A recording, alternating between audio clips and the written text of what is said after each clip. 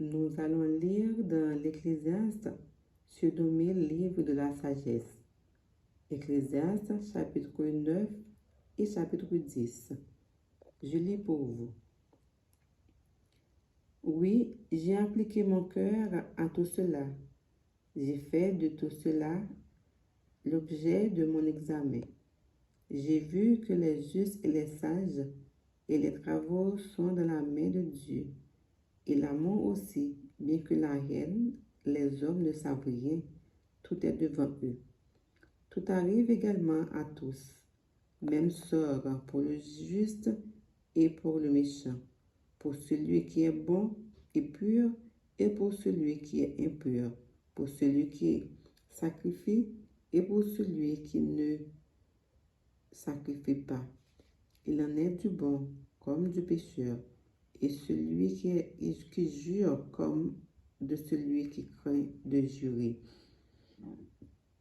Ceci est un mal parmi tout ce qui se fait sous le soleil, c'est qu'il y a pour tous un même sort. Aussi, le cœur des fils de l'homme est-il plein de méchanceté, et la folie est dans leur cœur pendant leur vie. Après quoi, ils vont chez les morts, car qui est exempté? Pour tous ceux qui vivent, il y a de l'espérance, et même un chien vivant vaut mieux qu'un lion mort. Les vivants, en effet, savent qu'ils mourront, mais les morts ne savent rien. Il n'y a pour eux plus de salaire, puisque leur mémoire est oubliée. Et leur amour, et leur haine, et leur envie ont déjà péri. Ils n'auront plus jamais aucune part à tout ce qui se fait sous le soleil.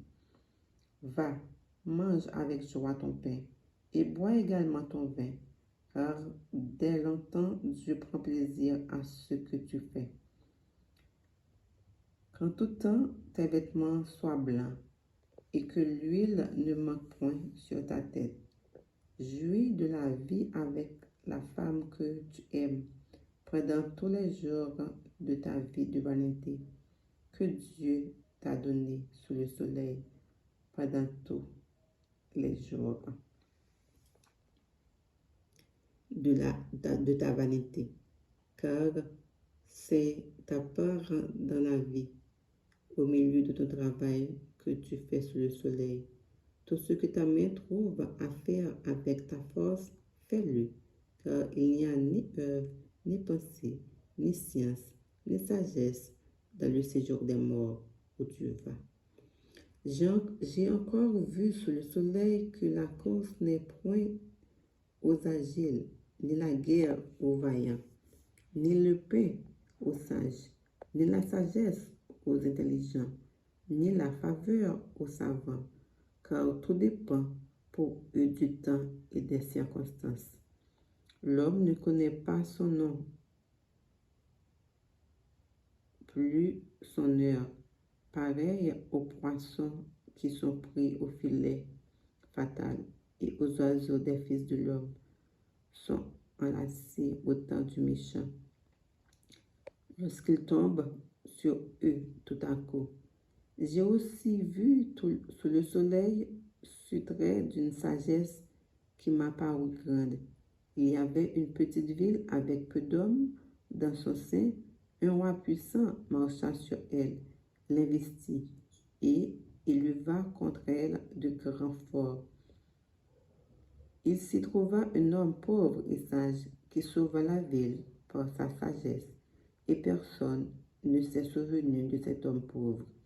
Et j'ai dit, la sagesse vaut mieux que la force. Cependant, la sagesse du pauvre est méprisée, et ses paroles ne sont pas écoutées. Les paroles des sages tranquillement écoutées valent mieux que les cris de celui qui donne parmi les insensés. La sagesse vaut mieux que les instruments de guerre, mais un seul pécheur détruit beaucoup de bien. Chapitre 10. Les mouches mortes infectent et font fermenter l'huile du parfumeur. Un peu de folie l'emporte sur la sagesse et sur la gloire. Le cœur du sage est à sa droite et le cœur de l'insensé à sa gauche. Quand l'insensé marche sur un chemin, le sens qui manque, et il dit de chacun, voilà un fou. C'est l'esprit de celui qui donne s'élève contre toi, ne quitte point ta place, car le calme prévient de grands péchés. Il est un mal que j'ai vu sous le soleil, comme une erreur provenant de celui qui gouverne. La folie occupe des postes très élevés, et les riches sont assis dans l'abaissement. J'ai vu des esclaves sur des chevaux et des princes marchant sur terre comme des esclaves. Celui qui creuse une fosse y tombera, et celui qui renverse une muraille sera mordu par un serpent. Celui qui remue des pierres en sera blessé, et celui qui fend du bois en éprouvera du danger. S'il a émoussé le fer et s'il n'en a pas aiguisé le tranchant, il devra redoubler de force. Mais la sagesse a l'avantage du succès.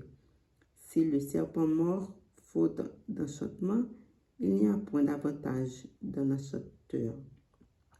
Les paroles de la bouche du sage sont pleines de grâce, mais les lèvres de l'insensé causent sa perte. Le commencement des paroles de sa bouche est folie, et la fin de son discours est une méchante folle.